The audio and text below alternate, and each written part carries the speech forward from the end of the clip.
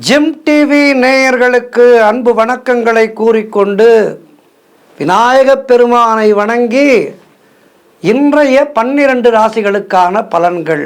இன்று 27/7/2025 ஆடி மாதம் 11ஆம் நாள் விஸ்வாவசு வருடம். அடுத்த மாதம் இதே நாள் 27ஆம் தேதி 8வது மாதம் விநாயக சதுர்த்தி வர இருக்கின்றது. ஆகவே இன்றைய நாளிலே இந்த விநாயகப் பெருமானை வணங்கி இன்றைய 12 ராசிகளுக்கான பலன்களை காணலாம். இன்றைய சூரிய உதயம் காலை 5:53 சூரிய அஸ்தமனம் மாலை 6:38 இன்றைய ஆதிக்க கிரகம் சூரிய பகவான். வழிபட வேண்டிய தெய்வம் சூரிய பகவானை வழிபட வேண்டும். இன்று நல்ல நேரம் காலை 8:15 முதல் காலை 9 வரை, மதியம் 3:15 முதல் மாலை 4:15 வரை. இன்றைய ராகு காலம் மாலை 4:30 முதல் 6 வரை. யமகண்டம் மதியம் 12 முதல் 1:30 வரை. குளிகை நேரம் மதியம் 3 முதல் மாலை 4:30 வரை. இன்றைய சுபகோரை குருகோரை நேரம் காலை 11 முதல் 12 வரை.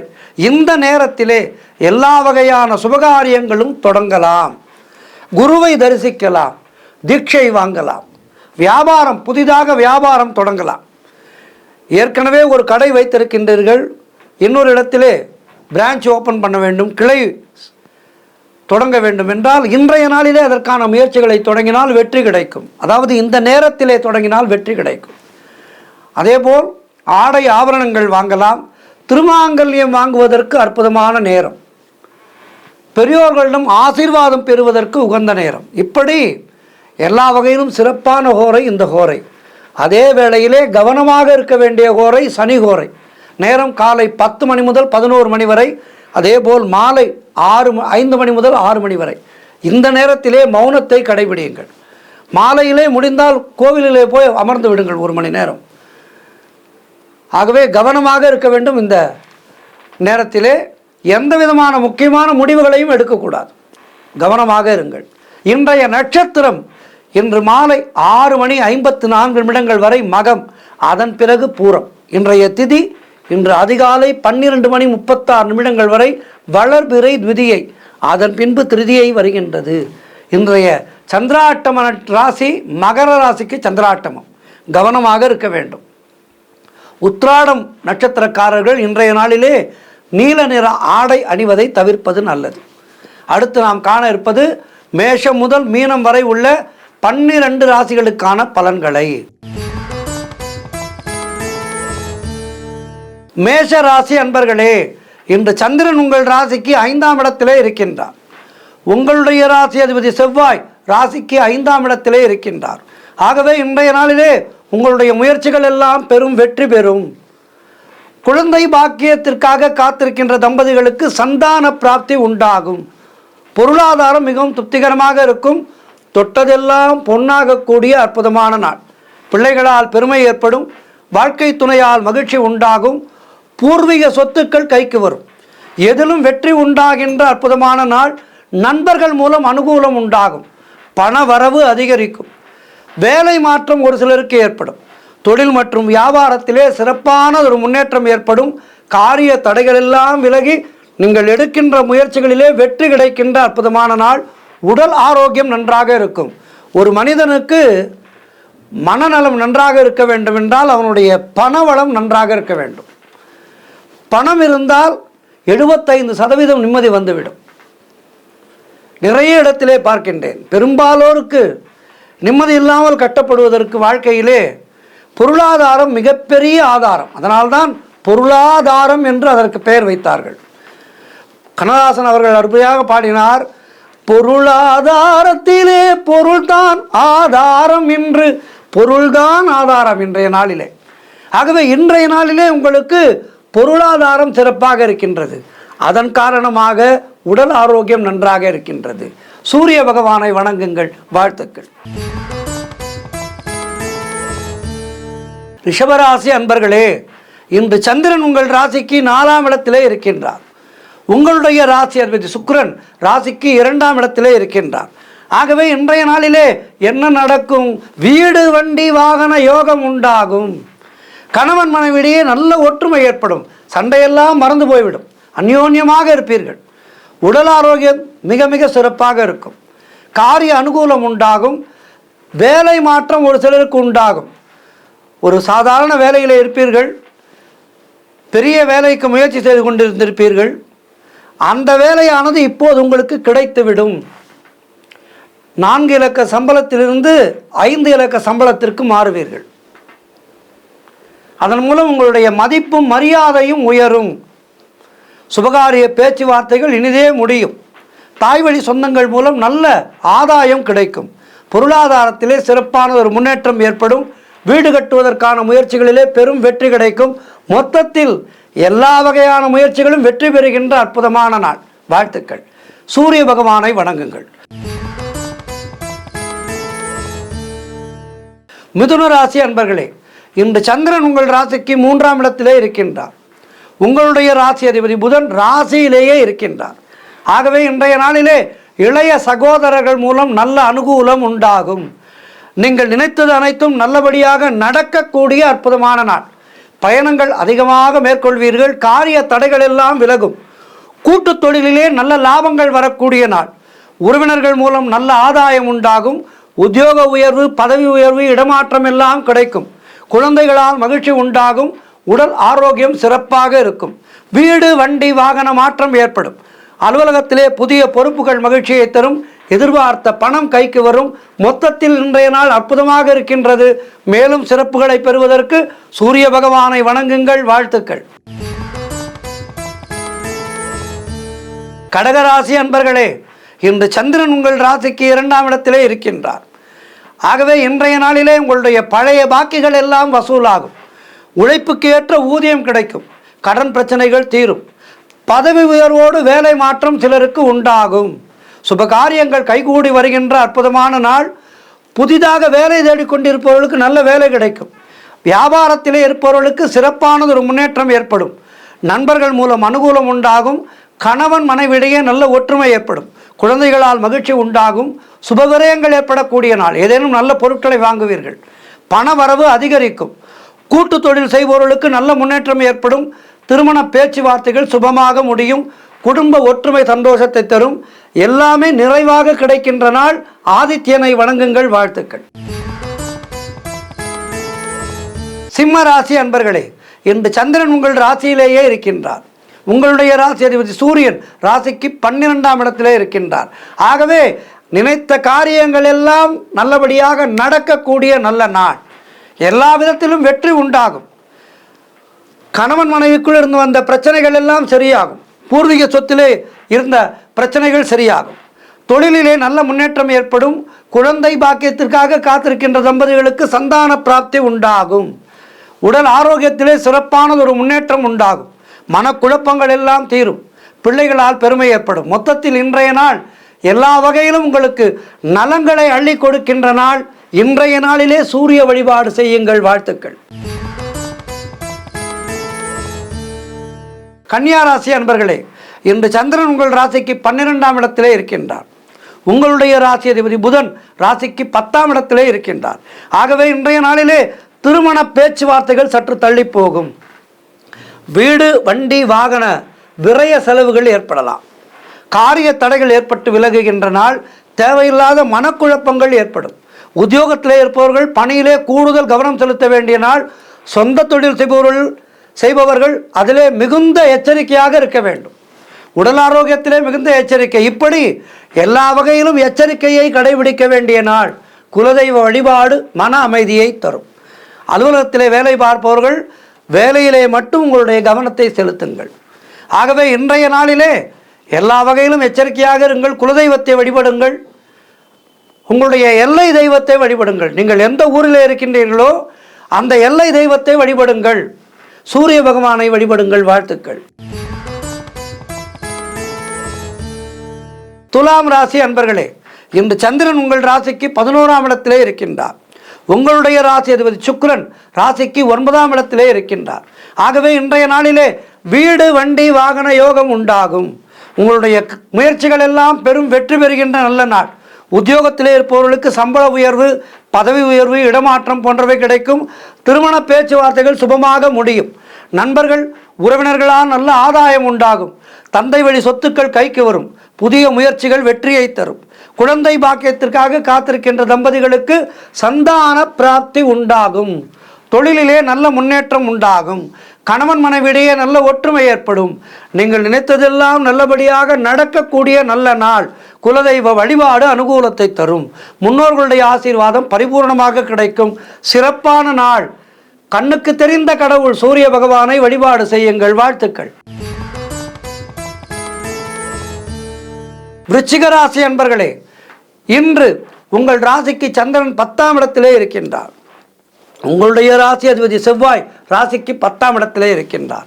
ஆகவே வேலை மாற்றம் ஒரு சிலருக்கு ஏற்படும். உங்களுடைய முயற்சிகள் எல்லாம் பெரும் வெற்றி பெறுகின்ற நல்ல நாள். பொருளாதாரம் முன்னேற்றமாக இருக்கும். குடும்ப ஒற்றுமை அதிகரிக்கும். கூட்டு தொழிலிலே நல்ல முன்னேற்றமும் லாபமும் ஏற்படும். உழைப்புக்கேற்ற ஊதியம் கிடைக்கின்ற நாள். பழைய பாக்கிகள் வசூலாகும்.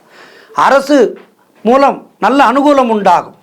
காரிய தடைகள் எல்லாம் விலகும். எதிர்பார்த்த விஷயங்கள் எல்லாம் நல்லபடியாக நடக்கும். சுபகாரியங்கள் கைகூடி வருகின்ற நாள். ஆகவே இல்லத்திலே யாருக்கேனும் திருமண ஏற்பாடு செய்ய வேண்டும் என்றால் இந்த நாளிலே அதற்கான பேச்சுவார்த்தைகளை துவங்குங்கள். வெற்றி கிடைக்கும். மாணவர்கள் கல்வியிலே சாதனை புரியக்கூடிய அற்புதமான நாள். குழந்தை பாக்கியத்திற்காக காத்திருக்கின்ற தம்பதிகளுக்கு சந்தான பிராப்தி உண்டாகும். மொத்தத்தில் இன்றைய நாள் எல்லா வகையிலும் ஏற்றம் தருகின்ற நல்ல நாள். வாழ்த்துக்கள். தனுசு ராசி அன்பர்களே, இன்று சந்திரன் உங்கள் ராசிக்கு 9ஆம் இடத்திலே இருக்கின்றார். உங்களுடைய ராசி அதிபதி குரு ராசிக்கு 7ஆம் இடத்திலே இருக்கின்றார். ஆகவே இன்றைய நாளிலே கூட்டு தொழிலிலே நல்ல முன்னேற்றங்கள் உண்டாகும். பொருள் வரவும் தனலாபமும் அதிகரிக்கின்ற நாள். திடீர் அதிர்ஷ்டங்கள் சிலருக்கு தேடி வரும். பதவி உயர்வோடு வேலை மாற்றம் ஒரு சிலருக்கு உண்டாகும். கூட்டு தொழிலிலே நல்ல லாபங்கள் வரக்கூடிய நாள். மொத்தத்தில் நினைத்ததெல்லாம் நல்லபடியாக நடக்கக்கூடிய நாளாக இருக்கின்றது. புதிதாக தொழில் தொடங்கும் முயற்சிகள் பெரும் வெற்றியை பெறும். வேலை தேடிக்கொண்டிருப்பவர்களுக்கு நல்ல வேலை கிடைக்கும். கணவன் மனைவியிடையே நல்ல ஒற்றுமை ஏற்படும். கடன் பிரச்சனைகள் முடிவுக்கு வரும். நண்பர்கள் மூலம் அனுகூலம் உண்டாகும். தந்தை வழியிலே ஆதாயம் உண்டாகும். மொத்தத்தில் இன்றைய நாள் அற்புதமான நாள். சூரிய பகவானை வணங்குங்கள். வாழ்த்துக்கள். மகர ராசி அன்பர்களே, இன்று சந்திரன் உங்கள் ராசிக்கு 8ஆம் இடத்திலே இருக்கின்றார். இன்று நாள் முழுதும் உங்களுக்கு சந்திராட்டமும். உங்களுடைய ராசி அதிபதி சனி ராசிக்கு 2ஆம் இடத்திலே இருக்கின்றார். ஆகவே இன்றைய நாளிலே நீங்கள் மிக கவனமாக இருக்க வேண்டும். குலதெய்வத்தினுடைய பெயரை சொல்லிக்கொண்டே இருக்க வேண்டும். கணவன் மனைவிக்குள் கருத்து வேறுபாடுகள் ஏற்படலாம். சுபவிரயங்கள் ஏற்படக்கூடிய நாள். பணிச்சுமை அதிகமாக இருக்கும். வீண் வாக்குவாதங்களை எல்லாம் தவிர்க்க வேண்டும். வண்டி வாகனங்களிலே செல்லும் போது மிக கவனமாக இருக்க வேண்டும். தேவையில்லாத அலைச்சலும் மன உளைச்சலும் உண்டாகலாம். வீண் பயத்தை தவிர்த்து கொள்ளுங்கள். கடன் கொடுக்காதீர்கள். நீங்களும் கடன் வாங்காதீர்கள். வெளியூர் பிரயாணங்களை முற்றிலுமாக தவிர்ப்பது நல்லது. குலதெய்வ வழிபாடு மன அமைதியை தரும். ஆகவே இன்றைய நாளிலே எல்லா வகையிலும் எச்சரிக்கையாக இருங்கள். சூரிய பகவானை வணங்குங்கள். வாழ்த்துக்கள். கும்பராசி அன்பர்களே, இன்று சந்திரன் உங்கள் ராசிக்கு 7ஆம் இடத்திலே இருக்கின்றார். உங்களுடைய ராசி அதிபதி சனி ராசியிலேயே இருக்கின்றார். ஆகவே இன்றைய நாளிலே வியாபாரத்திலே பெரும் முன்னேற்றம் உண்டாகும். பூர்வீக சொத்திலே இருந்து வந்த பிரச்சனைகள் எல்லாம் விலகும். கடன் பிரச்சனைகள் தீரும். காரிய வெற்றிகள் உண்டாகின்றன. வீடு வண்டி வாகன மாற்றம் ஏற்படும். நண்பர்கள் மூலம் அனுகூலம் உண்டாகும். உங்களுடைய முயற்சிகள் எல்லாம் பெரும் வெற்றி பெறுகின்ற அற்புதமான நாள். பொருளாதாரம் மிகவும் திருப்திகரமாக இருக்கும். அலுவலகத்திலே இருந்து வந்த நெருக்கடிகள் எல்லாம் குறைந்து அலுவலகத்திலே ஒரு நல்ல சூழ்நிலை ஏற்படும். பிள்ளைகளால் பெருமை ஏற்படும். வாழ்க்கை துணையால் மகிழ்ச்சி உண்டாகும். சுபகாரியங்கள் நடைபெறுகின்ற அற்புதமான நாள். உறவினர்களோடு இருந்து வந்த மன வருத்தங்கள் எல்லாம் தீரும். மொத்தத்தில் இன்றைய நாள் கும்பராசினருக்கு அற்புதமான நாள். இன்றைய நாளிலே சூரிய வழிபாடு செய்யுங்கள். வாழ்த்துக்கள். இறுதியாக மீனராசி அன்பர்களே, இந்த சந்திரன் உங்கள் ராசிக்கு 6ஆம் இடத்திலே இருக்கின்றார். உங்களுடைய ராசி அதிபதி குரு ராசிக்கு 4ஆம் இடத்திலே இருக்கின்றார். ஆகவே இன்றைய நாளிலே நான் முன்பே சொன்னது போல் இந்த 6ஆம் இடம் 8ஆம் இடம் 2 நாட்களிலே நாம் மிக கவனமாக இருக்க வேண்டும். இன்றைய நாள் உங்களுக்கு பாதி சந்திராட்டமும் தான். ஆகவே மிக மிக மிக கவனமாக இருக்க வேண்டும். அலுவலகத்திலே மற்றவர்களுடைய பிரச்சனைகளிலே தலையிடக்கூடாது. தொழிலிலே புதிய முதலீடுகளை புதிய முயற்சிகளை தவிர்க்க வேண்டிய நாள். குலதெய்வத்தினுடைய பெயரை சொல்லிக்கொண்டே இருங்கள். காலையிலே எழுந்தவுடன் முகம் கழுவி குலதெய்வத்தினுடைய நாமத்தை ஒரு பேப்பரிலே ஒரு நோட்டு புத்தகம் தனியாக வைத்து கொள்ளுங்கள். குலதெய்வத்தினுடைய நாமத்தை 108 முறை எழுதுங்கள். குலதெய்வமே என்னை காத்தருள்வாயாக என குலதெய்வத்தை பிரார்த்தித்துக் கொள்ளுங்கள். இஷ்ட தெய்வத்தை பிரார்த்தித்துக் கொள்ளுங்கள். நல்லதே நடக்கும், நல்லதே நடக்கும். சூரிய பகவானை வணங்குங்கள். வாழ்த்துக்கள். 12 ராசியினருக்கும் இன்றைய நாள் சிறப்பாக இருக்க பிரார்த்திக்கின்றேன். எல்லோருக்கும் எல்லா வளமும் நலமும் கிடைக்க பிரார்த்திக்கின்றேன். நன்றி, வணக்கம். இன்றைய ஆன்மீக தகவல். கேசவா நாராயணா மாதவா கோவிந்தா விஷ்ணு மதுசூதனா திரிவிக்ரமா வாமனா ஸ்ரீதரா ரிஷிகேசா பத்மநாபா தாமோதரா. இந்த நாமங்களை சொல்லும் போதே நம்முடைய மனமானது ஒரு புத்துணர்ச்சி பெறும். கோவிந்தா என்ற நாமத்தை நாம் சொல்லும்போது உடனடியாக ஓடி வருவான் பெருமாள். நம்மை காப்பதற்காக நம்முடைய காக்கின்ற கடவுள் பெருமாள். அன்றைக்கு கஜேந்திரன் பெருமாளே என்று அழைத்த போது, கோவிந்தா என அழைத்த போது உடனடியாக ஓடி வந்து கஜேந்திரனை காத்தவர் பெருமாள். பெருமாளுக்கு எந்த விதமான பேதமும் கிடையாது. எல்லோரும் தன்னுடைய மக்கள், எல்லோரையும் நாம் காக்க வேண்டும் என்கின்ற அற்புதமான தெய்வம் பெருமாள். இந்த மகாவிஷ்ணுடைய அவதாரங்களிலே மிக மிக முக்கியமானது ஒரு அவதாரம் நரசிம்ம அவதாரம். இந்த நரசிம்ம அவதாரத்தை பற்றி நாம் பல விஷயங்களிலே பார்த்திருக்கின்றோம். பிரகலாதனுக்காக உடனடியாக தூணிலே இருந்து உதித்த அவதாரம் நரசிம்ம அவதாரம். தாயினுடைய கருவறையிலே இருந்து வரவில்லை.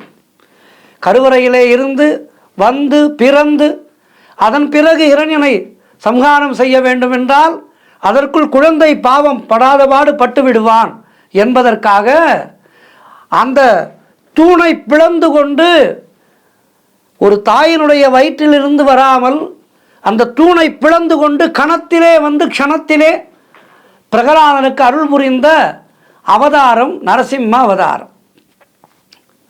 அதாவது காலையும் இல்லாமல் இரவும் இல்லாமல் அந்த அந்தி மாலை பொழுதிலேதான் இந்த நரசிம்ம அவதாரம் நிகழ்ந்தது. வீட்டுக்கு உள்ளேயும் இல்லாமல் வெளியேயும் இல்லாமல் வீட்டு வாசலிலே நிகழ்ந்தது நரசிம்ம அவதாரம். மனித உருவமும் இல்லாமல் மிருக உருவமாகவும் இல்லாமல் மனித உடலும் சிங்க முகமும் கொண்டு நரசிம்ம அவதாரம் நிகழ்ந்தது என்று கூறுகின்றது புராணம். காரணம், ஹிரண்யன் பெற்ற வரம் அப்படி. அவன் மரணமில்லா பெருவாழ்வை கேட்டான். பிரம்மா சொன்னார், மரணமில்லா பெருவாழ்வை யாருக்குமே கொடுக்க முடியாது, எனக்கே மரணம் உண்டு, ஆகவே அப்படி கேட்டால் கொடுக்க முடியாது என்று சொன்னார். உடனே இவன் தான் மிகவும் புத்திசாலித்தனமாக கேட்பதாக நினைத்து கொண்டு காலையிலே கூடாது, மாலையிலே கூடாது, இரவிலே கூடாது, இப்படி பலவிதமான சூக்ஷ்மங்களை கொண்டு வரங்களை பெற்றான். ஆனால் வரம் கொடுத்தவர் இறைவன் அல்லவா, அவர் இவனுக்கும் மேலாக சிந்தித்தார். அப்படி நடைபெற்றதுதான் நரசிம்ம அவதாரம். அவன் கேட்கின்றான், மனிதனாலும் என்னை கொல்ல முடியாது, மிருகத்தாலும் என்னை கொல்ல முடியாது, அப்படிப்பட்ட வரம் வேண்டும் என்றான். மனித உருவம் சிங்க முகம் கொண்டு நரசிம்மராக வந்தார். பிரதோஷ வேளை என்பது சிவபெருமானுக்கு மட்டுமல்ல, நரசிம்மமூர்த்திக்கு மிக முக்கியமான நேரம், பூஜைக்குரிய நேரம். காரணம், அந்த அந்தி சாயும் பிரதோஷ வேளையிலே தான் நரசிம்ம அவதாரம் நிகழ்ந்தது. ஆகவே இந்த பிரதோஷம் என்பது நரசிம்மரை வழிபடுவதற்கான அற்புதமான நாள், அற்புதமான நேரம். பிரதோஷ நாளிலே நரசிம்ம வழிபாடு எப்படி செய்வது, அதனை எப்படி செய்தால் நமக்கு நல்ல பலன்களை எல்லாம் கொடுக்கும் என்பதையெல்லாம் பார்க்கலாம். நம்முடைய வாழ்விலே உக்கிரங்களையும் சுற்றியுள்ள தீய சக்திகளையும் அழித்து காத்தருள் புரிவார் பிரதோஷ நேரத்திலே நாம் நரசிம்மரை வழிபட்டார். இதனை மிகப்பெரிய ஆச்சாரிய பெருமக்கள் எல்லாம் உணர்ந்து நமக்கு சொல்லி இருக்கின்றார்கள். குறிப்பாக முக்கூர் சுவாமிகள் மிக அற்புதமான முறையிலே நரசிம்ம அவதாரத்தை சொல்வார். அவருடைய காலக்ஷேபத்தை நான் கண்ணால் கண்டிருக்கின்றேன். அவர் பேசிக்கொண்டிருக்கும் போதே நரசிம்மர் அவருள்ளே உக்கிரமாக வந்து விடுவார். அவர் நரசிம்மர் அவர் உள்ளே வரும்போது அந்த இடமே அப்படி இருக்கும். அவர் புரியாத ஒரு தேவ பாஷையை அந்த வேளையிலே பேசுவார், நமக்கெல்லாம் ஒன்றுமே புரியாது. ஆனால் அந்த நேரத்திலே அவர் யாருக்கு அருள்வாக்கு கொடுக்கின்றாரோ அது நல்லபடியாக நடக்கும். நான் இதனை கண்ணால் கண்டிருக்கின்றேன். முக்கூரார் அவர்களை இந்த வேளையிலே மனதார நமஸ்காரம் செய்து கொள்கின்றேன். இந்த பிரதோஷ வேளையிலே எப்படி சிவபெருமானுடைய ஆலயத்துக்கு சென்று சிவனை வழிபடுகின்றோமோ அதேபோல் நரசிம்மர் கோவிலுக்கு சென்று அங்கே இருக்கின்ற சுதர்சன ஆழ்வாரையும் நரசிம்ம பெருமானையும் வணங்கி வாழ்விலே எல்லா வளமும் நலமும் பெறலாம். எப்படிப்பட்ட தடைகளும், குறிப்பாக கடன் தொல்லை இருப்பவர்கள் நரசிம்மரை பற்றி கொண்டால் இவர் ருணத்தை நிவாரணம் செய்பவர்,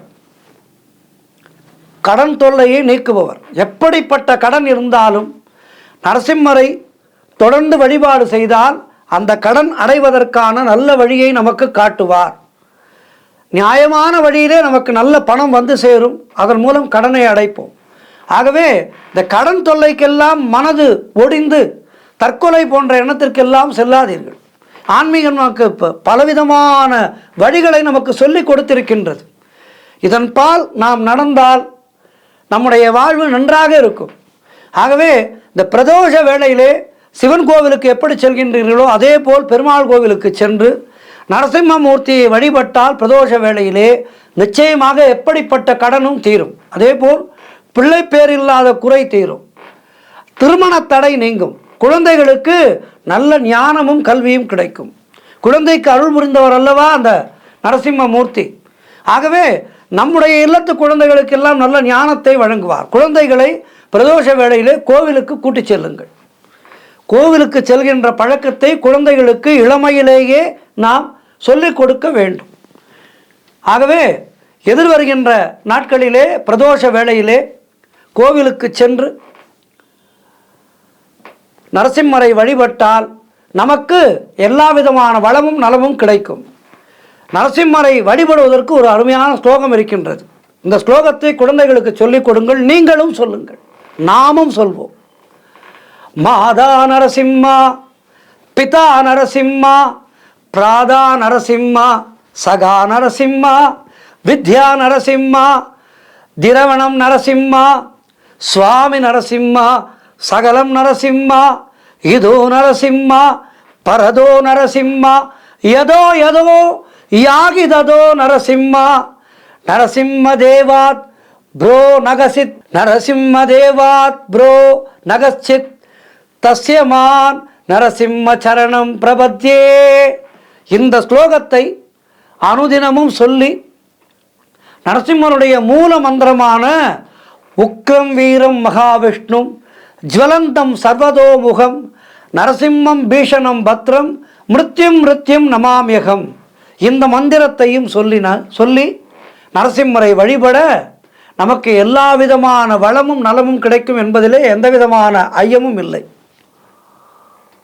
அதேபோல் நரசிம்மருடைய காயத்ரி மந்திரம் ஓம் வஜ்ரநாகாய வித்மகே, அதேபோல் நரசிம்மருடைய காயத்ரி மந்திரம் ஓம் வஜ்ரநாகாய வித்மகே தீக்ஷண தன்ஷட்ராய தீமகி தன்னோ நரசிம்மாய பிரச்சோதயாத்.